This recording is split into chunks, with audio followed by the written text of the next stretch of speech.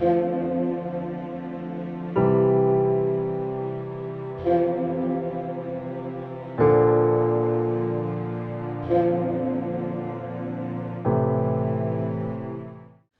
کلام میں سے ہمارے لیے آج کی تلاوت تکوین کی کتاب اس کا 32ویں باب کی 22ویں سے 32ویں آیت تک۔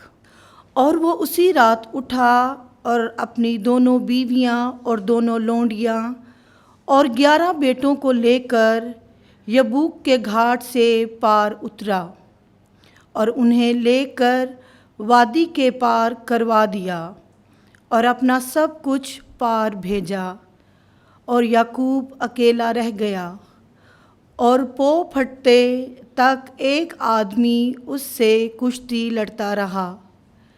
جب اس نے دیکھا کہ وہ اس پر غالب نہ ہوا تو اس کی ران کی نس کو چھوا، جو فوراً سکڑ گئی۔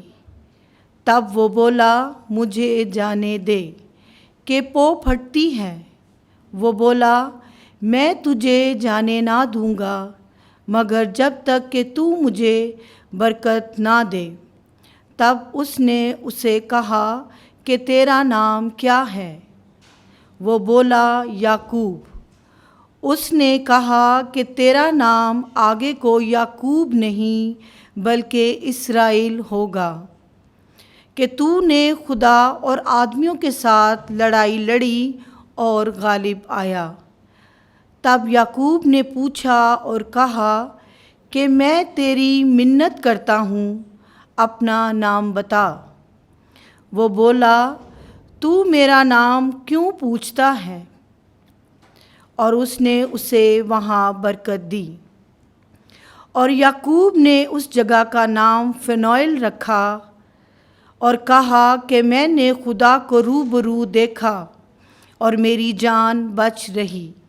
اور جب وہ فنویل سے گزرتا تھا تو آفتاب اس پر طلوع ہوا اور وہ اپنی ران سے لنگڑاتا تھا۔ اسی سبب سے بنی اسرائیل اس نس کو جو یعقوب کی ران میں سکڑ گئی تھی آج تک نہیں کھاتے، کیونکہ اس نے یعقوب کی ران کی نس کو چھوا تھا۔ پاک کلام کا پڑھا اور سنا جانا ہم سب کے لیے باعث برکت ہو۔ خدا کا شکر ہو۔